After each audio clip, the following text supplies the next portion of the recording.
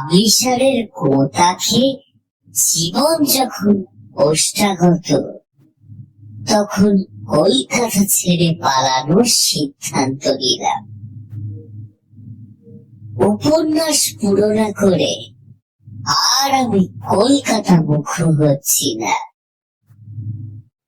কিন্তু কোথায় গিয়ে নির্বিঘ্নে লেখাপড়া করা যাবে সেটা ঠিক করতে পারছিলাম না।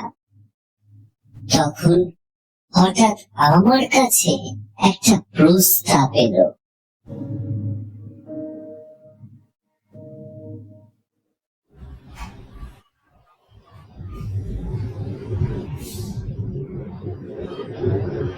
গত রবিবার কলেজ স্ট্রিট থেকে ট্রামে উঠেছি, তখনই দেখা হলো আমার কলেজের বন্ধু বনমালীর সঙ্গে। কলেজে পড়াকালীন এই বনমালী আর আমি ছিলাম মানিক চোর। বনমালী একটা সিগারেট টানতে টানতে হেসে বলল, কিরে ভাই, কদিন পর দেখা, কেমন আছিস? এইখানে কি করছিস? সেই আগের মতো সব টাকা বইতেই উড়িয়ে দিচ্ছিস নাকি? আমি হেসে বললাম, সে তো বটেই, তবে আজকাল আমিও একটু লেখালেখি করছি। আমার থলিতে সব সময় আমার লেখা একটা দুটো বইয়ের এক্সট্রা কপি থাকে। সেখান থেকেই একটা বই বের করে বনমালীর নাম লিখে ওর হাতে দিলাম।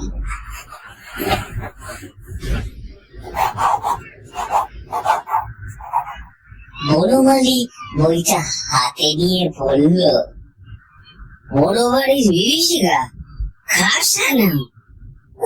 আরে বাবা, এটা কি রে? তাকিয়ে দেখলাম বনমালীর নজর তখন আমার ছদ্মনামের দিকে। বনমালী ওহো করে হেসে বলল, মিথ্যেবাদী, এ আবার কোন ছদ্মনাম হলো নাকি ভাই? কেন, ভুল কি আছে? আমরা তো সাজিয়ে গুছিয়ে কল্পনাকে আশ্রয় করে পাঠকদের কাছে মিথ্যে কথাই পরিবেশন করছি। অনেক ভেবেচিন্তেই নামটা দিয়েছি ভাই। আর তাছাড়া এরকম আনঅর্থোডক্স অদ্ভুত নাম দিলে বাজারে বই কাটে ভালো। তা ঠিক, আমি তখন শিয়ালদা কোর্টে মুহুরির কাজ করি, শ্বশুর শাশুড়ি কেউই নেই, এই তাই বউয়ের সাথে ওর বাড়িতেই রয়েছি। এই তো হিঁদোর কাছে, আয় না একদিন। এরকম টুকটাক কথার মধ্যে দিয়ে বনমালী আমার ঘুরতে যাওয়ার প্রসঙ্গ শুনেই উত্তেজিত হয়ে বলল, পাটপুর যাবি? ওখানে আমাদের বাড়িটা তো ফাঁকাই পড়ে আছে। আমি তো 3-4 মাস পর পর ওই 2-3 দিনের জন্য একবার গিয়ে থাকি। তুই যেতে চাইলে চাবিখানা তোকে দিয়ে দেবো খন। তোর যতদিন ইচ্ছা হয় ওখানে গিয়ে থাক, তোর কাজকর্ম একেবারে শেষ করে গুটিয়ে আয়।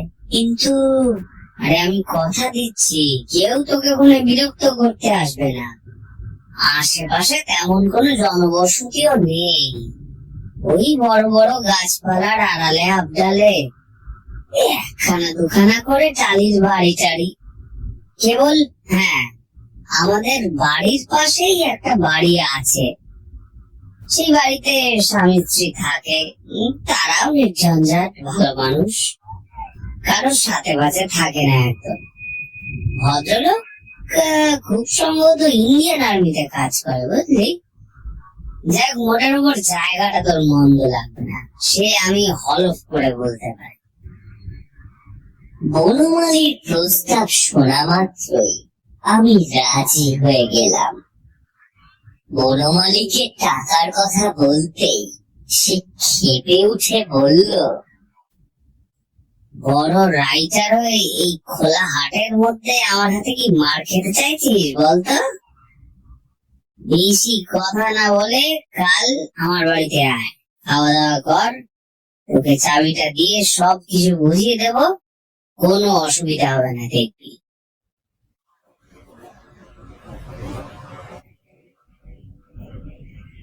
আজ বৃহস্পতিবার ভোর 5:13 বাসে আমি রওনা দিয়েছি পাটপুরের পথে। যদিও ধর্মতলা থেকে টানা কোনো বাস পাটপুর আসে না, আরামবাগে নেমে বাস বদল করে পাটপুর পৌঁছতে হয়। বনমালী আমার পথের বর্ণনা এত সুন্দর করে বুঝিয়ে দিয়েছিল যে পাটপুরে নেমেও আমার একটুও অসুবিধা হলো না।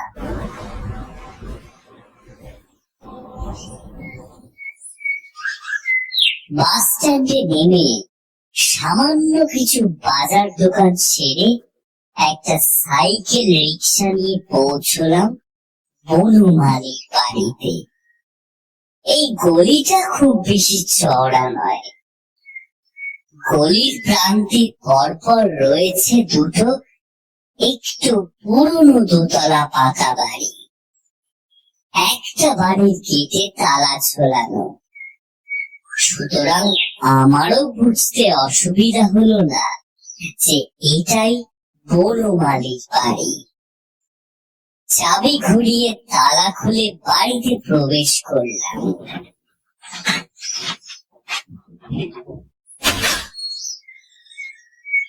বাড়িটার অবস্থান এত নিস্তব্ধ ও শান্ত জায়গায় দেখে আমি বেজায় খুশি হলাম। লোকজন হই হুল্লোড় আমার ভালো লাগে না, এতে কাজে ব্যাঘাত ঘটে। আমিও তাই ঠিক এইরকম একটা জায়গা খুঁজছিলাম যেখানে একজন মানুষও আমায় চিনবে না, যেখানে কেউ বেশি বাড়াবাড়ি করে হৃদ্যতা করতে আসবে না, এমনকি আমি মরলাম কি বাঁচলাম তাও দেখতে আসবে না। বাড়িটার নিচের তলায় একটা রান্নাঘর, একটা বাথরুম আর একটা বসার ঘর রয়েছে। থাকার ব্যবস্থা করা আছে দোতলায়, সেখানে রয়েছে পরপর 3টে ঘর। আমি নিজের থাকার জায়গা হিসেবে বেছে নিলাম দক্ষিণ পূর্ব কোণের একটি ঘরকে।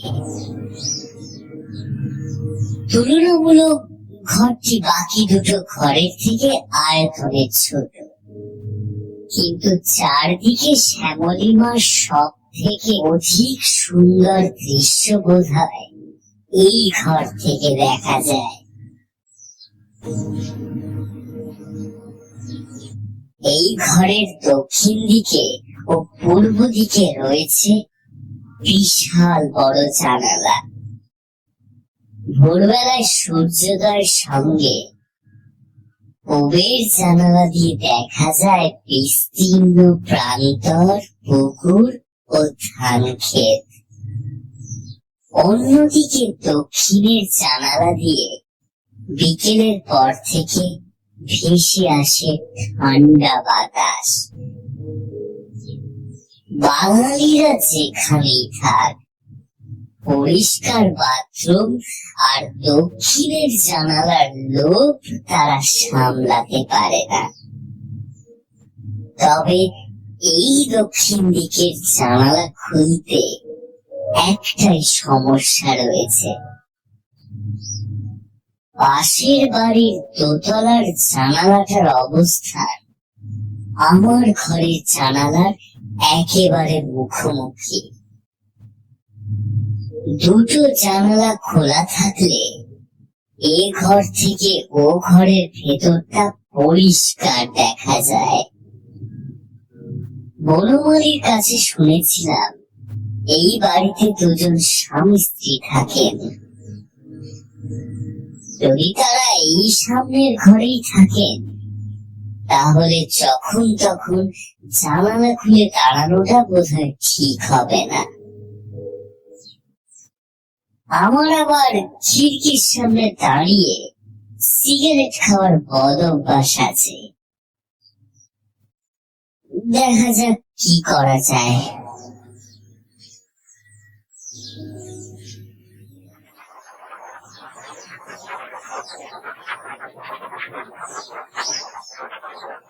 স্নান সেরে স্টোভে আলু সিদ্ধ আর ভাত বসিয়ে দিলাম। আজ বাস স্ট্যান্ডে নেমেই বাজার দোকান ছেড়ে নিয়েছিলাম, যাতে দিন কয়েক আমায় আর কোথাও বেরোতে না হয়। দুবেলা এক থালা আলু সিদ্ধ, ফ্যান ভাত, কাঁচা লঙ্কা, কাঁচা পেঁয়াজ দিয়ে মেখে আমি দিব্যি খেয়ে নিতে পারি।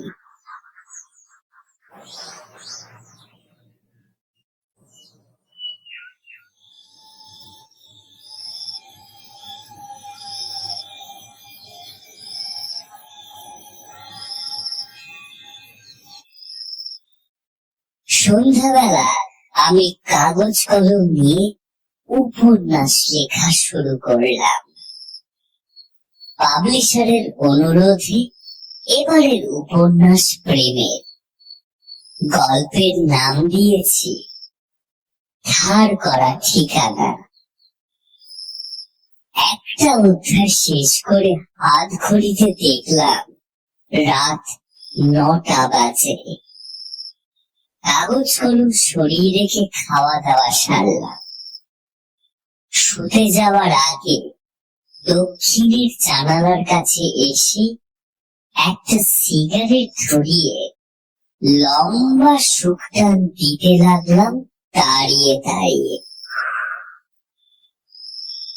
পূর্ণিমার চাঁদের আলোয় বেশ ভালোই লাগছিল এই নির্জন গ্রাম্য রাতটা। এমন সময় হঠাৎ সামনের বাড়ির দিকে আমার নজর গেল। গ্রামে গঞ্জে এতটা গায়ে গায়ে বাড়ি সাধারণত দেখা যায় না। এই বাড়িটার জন্যই দক্ষিণ দিকের হাওয়া যতটা ঘরে প্রবেশ করা উচিত ততটা আসে না। সিগারেট খেতে খেতে এই সবই ভাবছি, হঠাৎ সামনের বাড়ির জানালাটা আস্তে আস্তে খুলে গেল।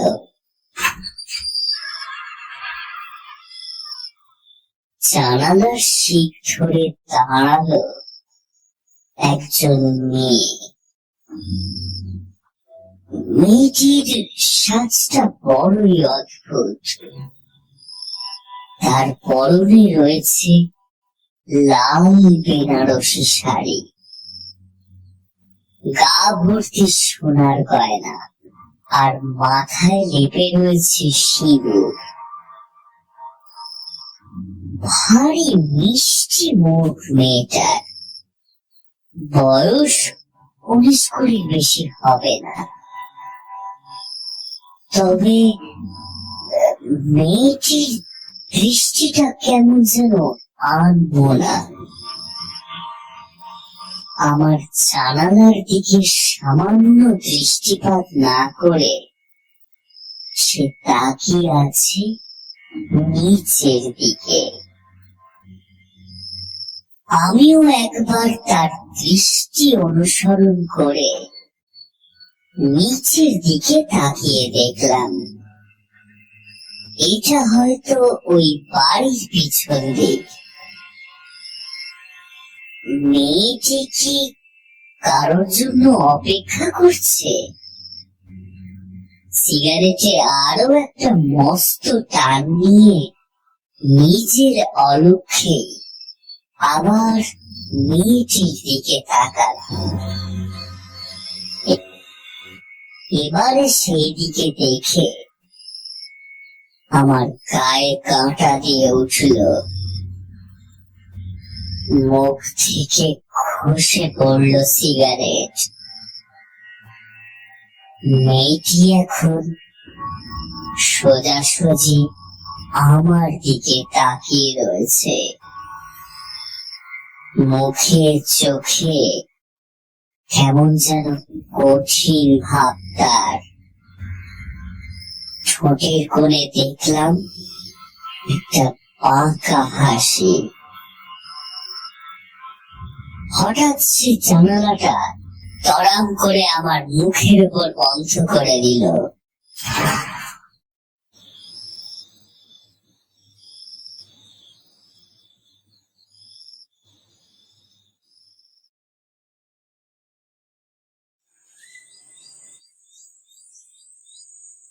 পরের দিন ভোরবেলা আবার ওই জানালাটার কাছে এসে দাঁড়ালাম।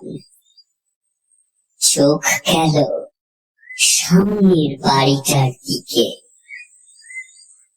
বাড়িটার মধ্যে থেকে সামান্য আওয়াজও পাওয়া যায় না। ওরা কি বাড়ির এদিকটায় থাকে না? কলকাতায় আমার পাশের বাড়িতে যে স্বামী স্ত্রী থাকেন, তাদের ঝগড়া শুরু হয়ে যায় মোটামুটি ভোরের আলো ফোটার সাথে সাথেই। ওদের চিৎকারে শুধু ওদের বাড়িতে কেন, গোটা পাড়ায় কাক চিল বসতে পারে না। কিন্তু এই স্বামী স্ত্রী তো দেখছি বেশ শান্ত।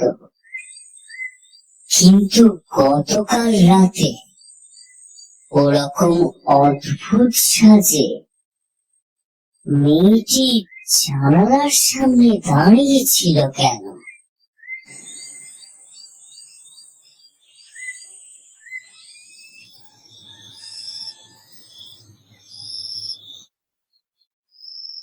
সেই দিন রাতেও ঘটল সেই এক ঘটনা। লেখা শেষ করে রাতে জানালার সামনে দাঁড়িয়ে যখন সিগারেট খাচ্ছি, তখন আবারও জানালা খুলে আনমনা হয়ে দাঁড়িয়ে রইল সেই মেয়েটি।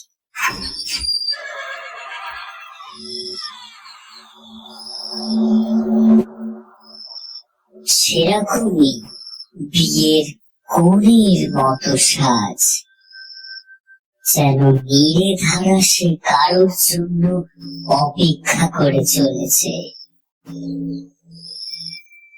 এমন ভাবে প্রায় 3 দিন পর পর রাতের বেলা ওই বাড়ির জানালা খুলে দাঁড়াতে দেখেছি সেই মেয়েটিকে। সেই একই সাজ, সেই একই বৃষ্টি, আর সেই একই অন্যমনস্ক ভাব। বড় স্ত্রী কাতরতা নয়, তবু এই কথা অস্বীকার করি না যে ধীরে ধীরে আমার মনে ওই মেয়েটির প্রতি কৌতূহল জন্মাচ্ছিল। মাঝে মাঝে মনে হতো মেয়েটির সাথে কি চেঁচে পড়ে একটু কথা বলবো, কিন্তু শেষ অবধি নিজের মনের ইচ্ছে নিজের মনেই দমন করে ফেললাম। অন্যের স্ত্রীর সঙ্গে আগ বাড়িয়ে কথা বলতে যাওয়া ঠিক নয়।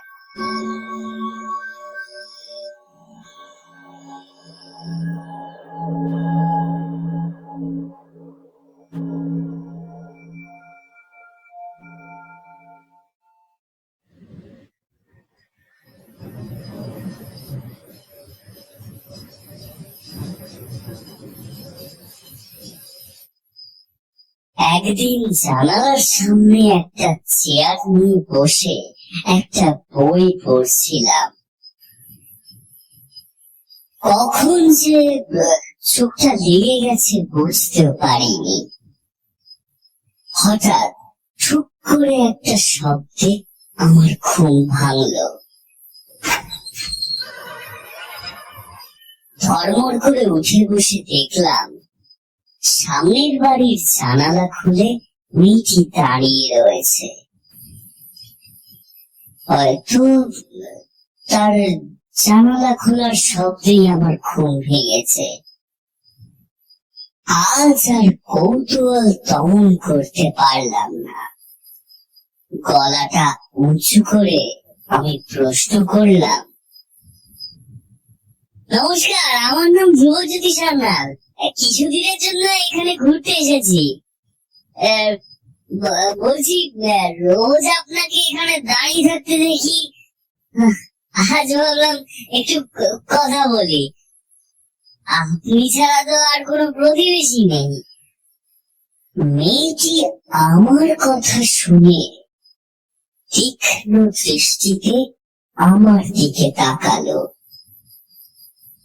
তার চোখে মুখে খেলে গেল রাগ। ভাঙা ভাঙা বিরক্তিপূর্ণ কণ্ঠে সে বলে উঠল, রাত বিরাতে অন্য স্ত্রীর সঙ্গে কথা বলছেন কোন সাহসে? দাঁড়ান, আজ আমার স্বামী আসুক, আমি সব বলবো ওকে। বাবারে, কি কথা শেষ করে মেয়েটি আবার দড়াম করে জানালাটা আমার মুখের ওপর বন্ধ করে দিল। কোন সুস্থ মানুষ কি এরকম করতে পারে? আমিও আর বিষয়টাতে পাত্তা না দিয়ে দরজা জানালা বন্ধ করে শুয়ে পড়লাম।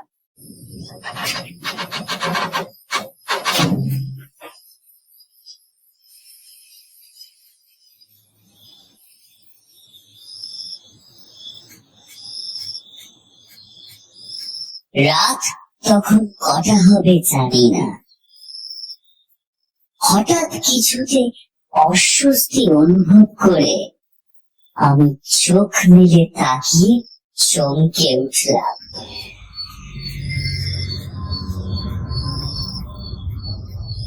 চোখের সামনে দেখলাম একটা ছায়া মূর্তি আমার মাথার উপর নিজের অস্পষ্ট মুখ নিয়ে ঝুঁকে আমায় এক দৃষ্টে নিরীক্ষণ করছে।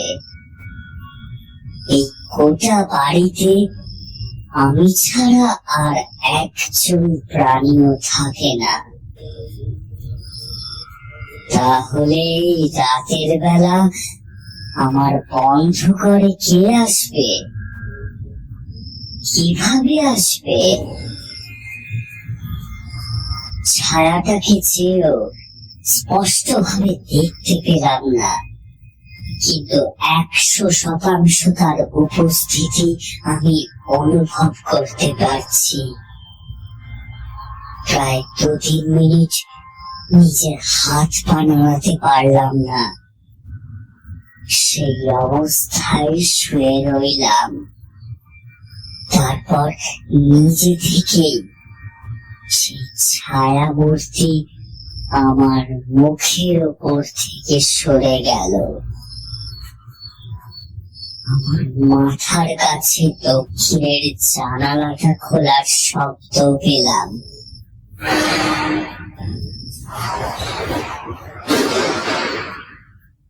তারপর আর আমার কিছু মনে নেই।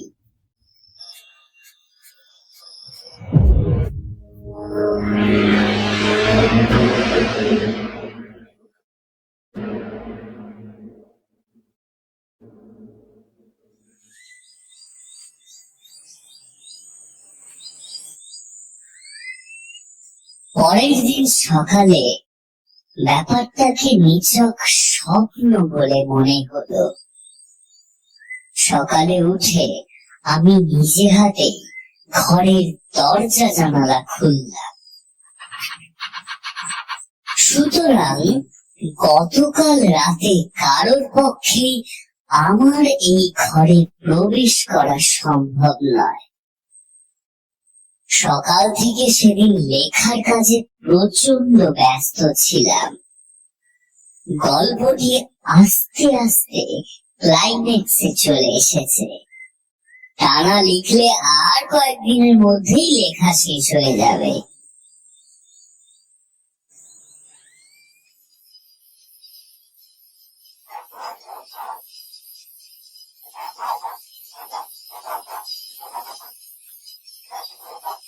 রাত তখন 10টা হবে। এক নাগাড়ে লিখতে লিখতে কোমর ধরে গেছে। জানালার কাছে গিয়ে সিগারেট ধরালাম।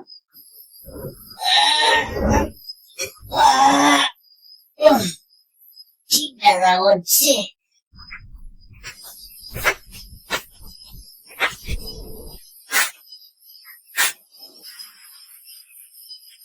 কি গো ঠাকুরপো, তুমি কি রাগ করেছো?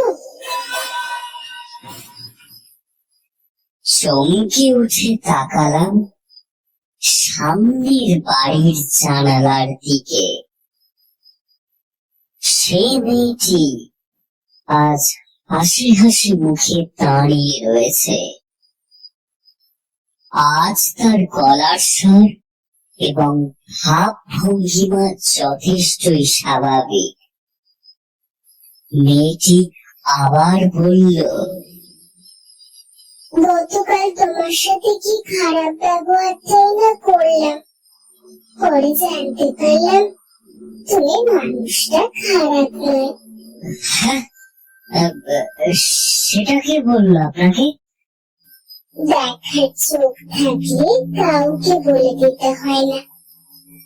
আমি বিনয়ের সুরে বললাম, আসলে আপনাকে রোজ রাতে এখানে জানালার সামনে দাঁড়িয়ে থাকতে দেখি, তাই গতকাল কথা বলার দৃশ্যটা দেখিয়েছিলাম।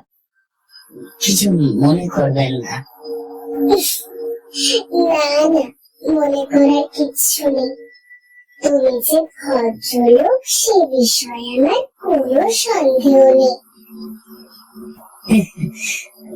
ধন্যবাদ। শুনেছি আপনার স্বামী নাকি আর্মিতে আছেন। মেয়েটি কিঞ্চিত লজ্জা লজ্জা মুখ করে বলল, ঠিকই শুনেছ, উনি মিলিটারি মানুষ। আজও মেয়েটির তেমন চড়া সাজ দেখে বললাম, আপনি সাজতে খুব ভালোবাসেন তাই না? কেন বলো তো? এই যে রোজ আপনি এত সেজে গুজে থাকেন। তাই বলো? আরে না না, আমার সাজতে বুঝতে একটু ভালো লাগে না। তবে স্বামী রাতের বেলা করে আসেন তো, তাই ওনার সামনে একটু সেজে গুজে থাকি। রাতের বেলা করে আসেন মানে? উনি কি কাছাকাছি কোথাও কাজ করেন? উনি তো আর কাজ করেন না, আগের বছরে একবার করে বাড়ি আসতেন, কিন্তু এখন রোজ রাতে আমার সঙ্গে দেখা করে যান। রোজ রাতে আপনার সঙ্গে দেখা করতে আসেন? ওনার শরীর গতি ভালো আছে তো? কোনো সাহায্য লাগলে আমায় বলতে পারেন। মেয়েটি সামান্য বিরক্তির স্বরে বলল, বলছি না ঠাকুরপো, উনি রাত করে এসে দেখা করে যান আমার সাথে। আমিও ঠিক সেই দিনের মতো এই জানলায় দাঁড়িয়ে ওনার জন্য অপেক্ষা করি। সেই দিন তো উনি আসেননি, কিন্তু এখন উনি আসেন। মেয়েটির অসংলগ্ন কথাবার্তার জেরে কৌতূহল বশত আমি আবার প্রশ্ন করলাম, সেই দিন আসেননি মানে? কোন দিন আসেননি? মেয়েটি এবারে করুণ সুরে বলে চলল, আজ থেকে মাস 2 আগের কথা। প্রায় 8 মাস পর উনি আমায় একটি চিঠি লিখেছিলেন, আজও মনে আছে। 12ই মাঘ রাতের বেলা আমি ওনার অপেক্ষায় ঠিক এইভাবেই জানলায় দাঁড়িয়েছিলাম। রাতে 10টা-11টার সময় দেখলাম মিলিটারি পোশাকে বাড়ির দরজা খুলে একজন ভিতরে আসছেন। অন্ধকারে তার মুখ দেখতে পাইনি ঠিকই, কিন্তু মনে হলো ওই পোশাকটা আমার স্বামীর। আমি তো আনন্দে এক ছুটে নিচে নামলাম। দরজা ধাক্কানোর আগেই দরজা খুলে দেখলাম আমার সামনে দাঁড়িয়ে আছে বিমল বাবু, ওনার বন্ধু। মানে ওরা একসাথে মিলিটারিতে চাকরি করত। আমি প্রশ্ন করলাম, বিমলদা, উনি কোথায়, কখন আসছেন? বিমলদা মাথা নিচু করে আমায় বললেন, বৌদি,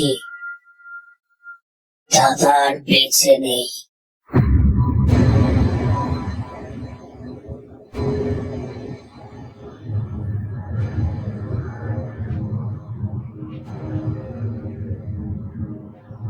এই কথা শুনে আমার পায়ের তলার জমি কেঁপে উঠল।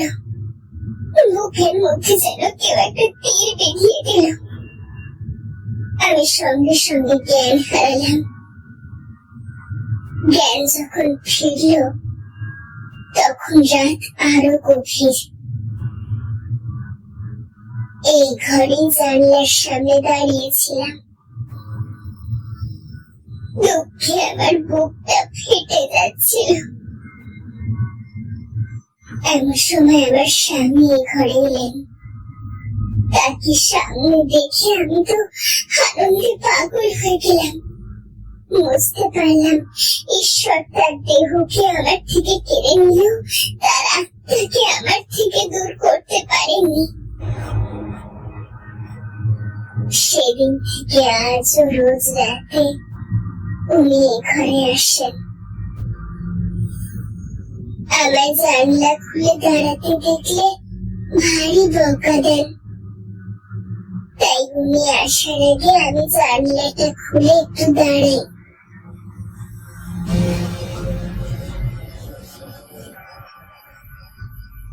মেয়েটি নিজের কথা শেষ করলো। সে বলে কি, ওর মৃত স্বামী রোজ ওর কাছে আসে, এই কথা কি বিশ্বাসযোগ্য? আমার মনে হয় স্বামীর মৃত্যুতে মেয়েটির মাথায় গন্ডগোল দেখা দিয়েছে। আমি প্রত্যুত্তরে কিছু একটা বলতে যাচ্ছিলাম, কিন্তু তখনই মেয়েটার ঘরে কারোর আসার শব্দ পেলাম। মেয়েটির মুখ ভয় কালো হয়ে এলো। মেয়েটি ঘরের ভিতরের দিকে তাকিয়ে কাউকে বলে উঠল, তুমি কখন এলে? আজ তো তোমার পায়ের শব্দ পাইনি। আসলে ওই বাড়িতে নতুন ঠাকুরপো এসেছে, তার সাথে দুটো গল্প। তোমায় বারণ করেছি যে এই জানলা তুমি খুলবে না, কারোর সাথে গল্প করবে না। এক কথা কতবার তোমায় বলতে হবে? পুরুষালী গম্ভীর স্বর ভেসে আসা এই কথাগুলো শুনে এবারে আমার হৃৎপিণ্ড মুখে আসার অবস্থা হলো। দেহের হাড় গোড় থর থর করে কেঁপে উঠল। তারপরের ঘটনা ঘটে গেল নিমেষের মধ্যে। চাঁদের রূপলি আলোর জ্যোৎস্নায় স্পষ্ট দেখলাম একজন ফ্যাকাশে সাদা মুখওয়ালা মিলিটারি পোশাক পরা ভদ্রলোক জানালার সামনে এসে আমার উপর ক্রুদ্ধ দৃষ্টি নিক্ষেপ করে এক ঝটকায় জানালাটা বন্ধ করে দিল। আমি নিজের চোখে বিশ্বাস করতে পারলাম না। মেয়েটির মৃত স্বামী সত্যি ওর সঙ্গে রোজ রাতে দেখা করতে আসে।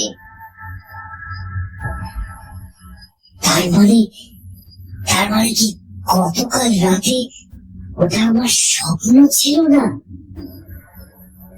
সত্যি আমার ঘরে প্রবেশ করে আমায় দেখেছিল এই মিলিটারি ভদ্রলোকের আত্মা। কেন এসেছিল সে? তার স্ত্রীর সঙ্গে কথা বলার শাস্তি দিতে?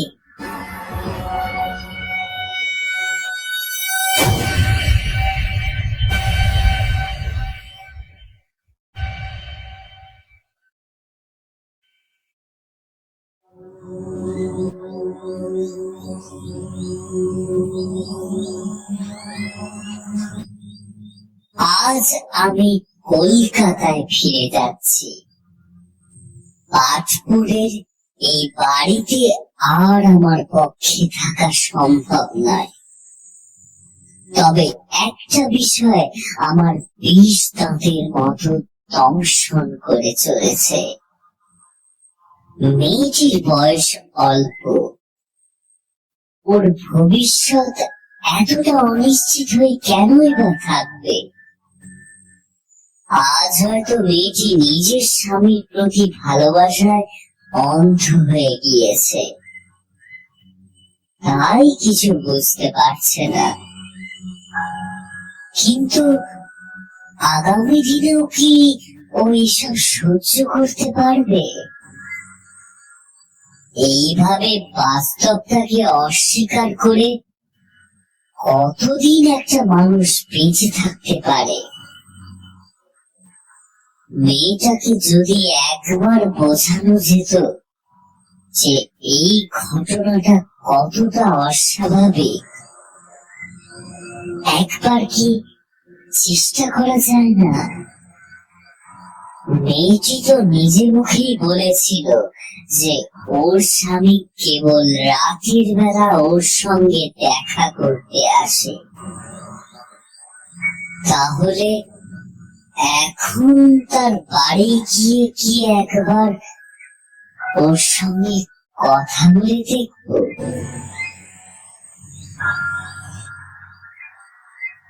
নিজের সমস্ত কিছু গুছিয়ে নিয়ে বনমালীর বাড়িতে তালা দিয়ে মনে অত্যাধিক ভয় নিয়ে ধীরে ধীরে এগিয়ে গেলাম পাশের বাড়ির দিকে।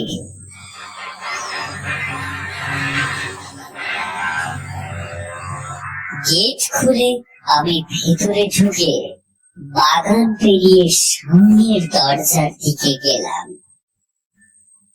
মূল বাড়ির সামনের দিকটা আমার ঘরের ওই জানালা দিয়ে দেখা যেত না। মনে অনেকটা সাহস সঞ্চয় করে কড়া নাড়লাম। একবার, দুবার, তিনবার দরজা খোলার শব্দ হলো।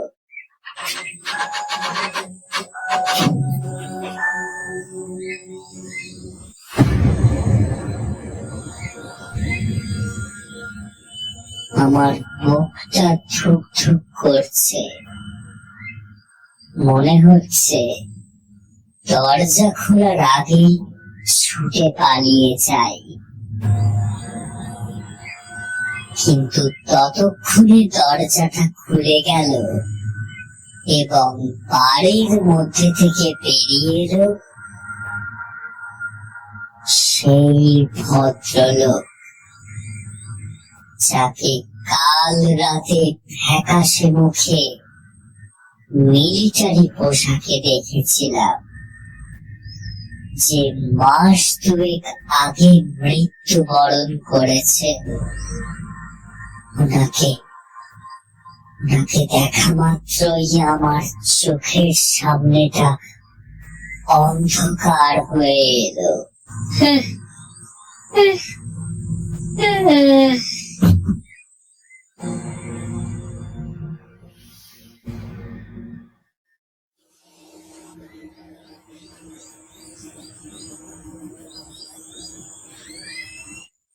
জ্ঞান ফিরল যখন, বুঝলাম আমি অচেনা কোনো ঘরে শুয়ে আছি।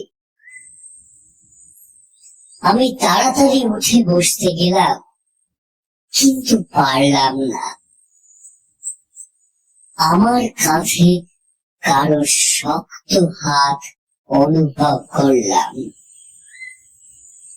তিনি আবার আমায় শুইয়ে দিয়ে আমার সামনে এসে বসলেন। আবার সেই মিলিটারি ভদ্রলোক। তাকে দেখে আমি হয়তো আরো একবার জ্ঞান হারাতাম, কিন্তু এবারে সে আমায় স্বাভাবিকভাবেই বলে উঠলেন, আমি ভূত নই, আমার নাম সৃজন কুমার ঘোষ। আমিও আপনার মতোই রক্ত মাংসের মানুষ। আমি অবাক হয়ে তার দিকে তাকিয়ে রইলাম।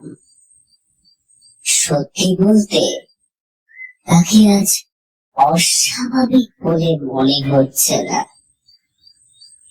আমার গলা ততক্ষণে শুকিয়ে গেছে, তাও কোন রকমে প্রশ্ন করলাম,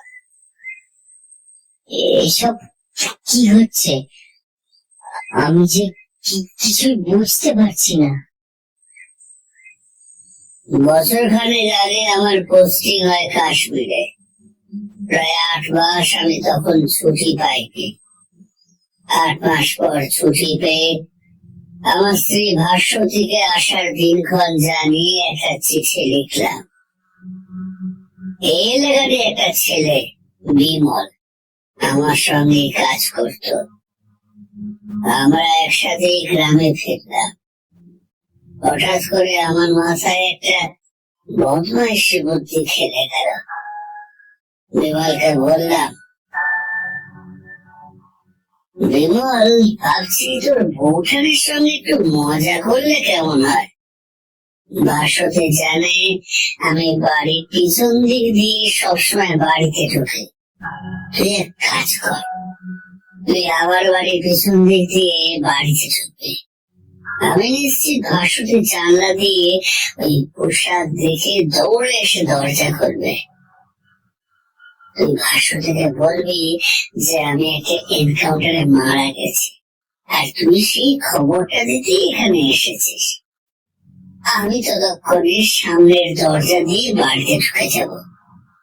তারপরও কান্নাকাটি করলে হুট করে ওর সামনে চলে আসবো। আমার কথা শুনে বিমল সায় দিল। আমার কথা মতো কাজ করতে রাজি হলো। কিন্তু আমি জানতাম না ভাস্বতীর হৃদযন্ত্র দুর্বল হয়ে পড়েছিল। বিমলের বলা কথার ধাক্কায় ভাস্বতী চিৎকার করে সঙ্গে সঙ্গে মাটিতে লুটিয়ে পড়ে। প্রথমে ভাবলাম ও জ্ঞান হারিয়েছে, কিন্তু পরে বুঝলাম ওই কথার আকস্মিকতায় ভাস্বতীর দুর্বল হৃদযন্ত্র বিকল হয়ে সঙ্গে সঙ্গেই ওর মৃত্যু হয়েছে। গ্রামের কিছু মেয়ে বউরা ওকে কোণের মতো সাজিয়ে দিল। আমি ওর মাথায় শেষবারের মতো সিঁদুর তুলে দিলাম। ওর মুখাগ্নি করে বাড়ি ফিরতে ফিরতে বেশ রাত হলো। দোতলার যে ঘরে আমরা থাকতাম, কাঁদতে কাঁদতে সেই ঘরেই উঠে দরজা খুলে দেখলাম জানলার কাছে দাঁড়িয়ে রয়েছে আমার স্ত্রী ভাস্বতী, যাকে কিছুক্ষণ আগে আমি পুড়িয়ে এসেছি সে তখন আমার সামনে দাঁড়িয়ে রয়েছে। নিজের চোখে বিশ্বাস করতে পারছিলাম না তখন। সেই দিন থেকে ভাস্বতী রোজ নিজের মৃত্যুশয্যার সাজে ঠিক সেই সময় ওই ঘরে আসে। আমিও সেই সময় মেয়েটারি পোশাক পরে ওর সঙ্গে দেখা করতে ওই ঘরে যাই। ওর সঙ্গে অনেক গল্প করে মরার আগে ভাস্বতী যা শুনেছিল ও আজও সেটাই বিশ্বাস করে। ও ভাবে ও নিজে জীবিত আছে আর আমি মরে গেছি। ও মনে করে মৃত্যুর পর আজও আমি ওর সঙ্গে দেখা করতে আসি। আমি চাকরি থেকে অবসর নিয়ে সারাদিন বাড়ির অন্য প্রান্তে থাকি, কিন্তু রাতের বেলা ঠিক সময় ওই ঘরে গিয়ে ওর দেখা পাই। তাই হয়তো এতদিন আপনি আমার দেখা পাননি। আসলে আমি ভাস্বতীকে ভয় পাই না, শুধু যাতে লোকে ওকে দেখে ভয় না পায় তাই জন্য ওকে জানলার কাছে যেতে বারণ করতাম। গতকাল ওকে আপনার সাথে কথা বলতে দেখে আমার বুকের ভিতরটা কেঁপে উঠল। তাড়াতাড়ি জানলা বন্ধ করে দিলাম। ওর আসলে আপনাকে খুব ভালো লেগেছিল। আমায় বলেছিল যে আপনি কি খুব ভালো মানুষ। একদিন রাতেও আপনার ঘরে গিয়ে আপনাকে দেখেও এসেছে। আপনি শিক্ষিত ভদ্র মানুষ, কোনো দুরভিসন্ধি আপনার নেই। কিন্তু আমার মনে ভয় ছিল আপনি যদি সবটা জেনে সবাইকে বলে দেন যে এই বাড়িতে ভূত আছে, তাহলে হয়তো আমাকে গ্রামবাসীরা এই বাড়ি ছাড়া করবে। বিশ্বাস করুন, আমার স্ত্রীকে দেখতে না পেলে আমিও বাঁচব না। দয়া করে আপনি এই কথা কাউকে বলবেন না। ও কোনোদিন কারোর ক্ষতি করেনি, বিশ্বাস করুন। ও শুধু আমার টানে এই বাড়িতে আসে। ও এখনো বুঝতে পারেনি যে ওর বেঁচে নেই। ওর মৃত্যু বার্ষিকীটাও আমি নিজে গিয়ে গয়ায় পিণ্ডি দিয়ে আসবো। প্রার্থনা করব যাতে ওর আত্মা শান্তি পায়। কিন্তু ভাই, তার আগে অব্দি এই কথা যাতে কেউ না জানতে পারে। আমি এসে থেকে এই বাড়ি ছেড়ে বেরোইনি, না হলে আপনার স্ত্রীর মৃত্যুর কথা আমি গ্রামবাসীদের মুখে আগেই জেনে যেতাম। তখন হয়তো আরো বেশি লোক জানাজানি হতো।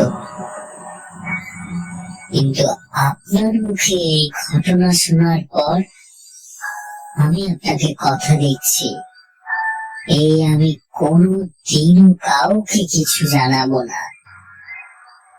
আপনি নিশ্চিন্তে থাকুন।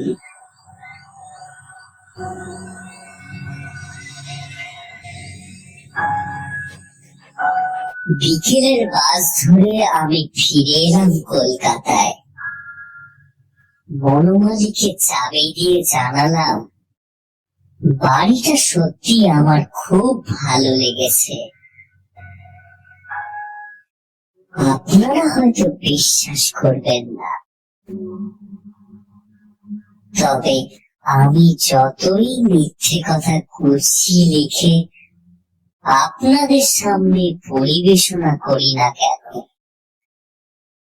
আমার চোখে দেখা এরকম অদ্ভুত ভয়ার্থ ভালোবাসার গল্পটার একটা বর্ণ আমি বানিয়ে লিখিনি।